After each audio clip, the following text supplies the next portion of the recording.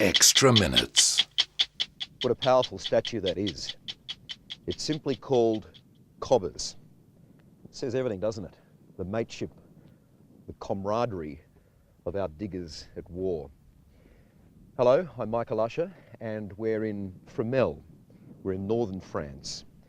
And this is a very important and very special place for Australians. It's a very moving part of our history, our war history. It was in these fields that Australia suffered its greatest war casualty of all time. On one night, 5,533 diggers suffered out here. The casualties were ridiculous and to this day remain our greatest war disaster of all time. When you stand here, you get an idea of just how bleak, how difficult the conditions must have been. I'll show you these fields. It's farmland today. It was back then too, but when the battle raged on this part of the Western Front, it was described as just a giant muddy hell. A little bit out there was the Australian line.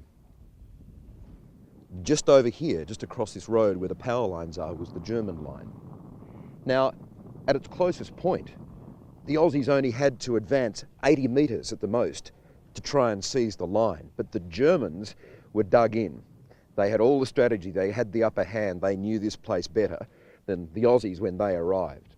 And on that one night, 19 July 1916, it was just carnage. It was a military disaster. But our boys were told, put your head up, you're going into battle. And they were just cut down across these fields here. The Germans had all the right vantage points. The Aussies didn't stand a chance. More than 5,500 casualties out here. And when you stand here and you just let it go quiet and you have a think about what happened out here, it's incredibly moving. It made no sense at all. They didn't get anywhere, the Germans still held their line. It was all a disaster. But this is a scene and this is a place that is dear to Australians' hearts. We've been here doing a story on the incredible investigation to try and identify some of our missing diggers, the missing diggers of Fromelles. Now, 6 years ago, those mass graves were found. Those boys had been out here for decades, almost a century. Nobody knew where they were buried. Now the incredible detective work has been going on to identify them all.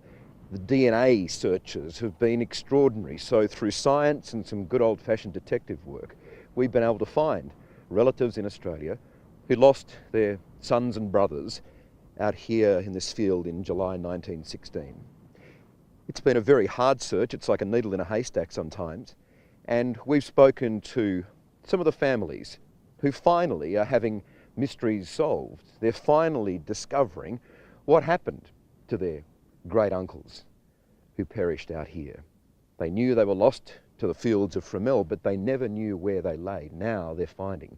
There is a beautiful cemetery out here which we visit in the story, and you'll see where now those missing diggers of Fromelles lay with their own plot, with their own headstone, with their own names, their own identities, and they can now tell their stories.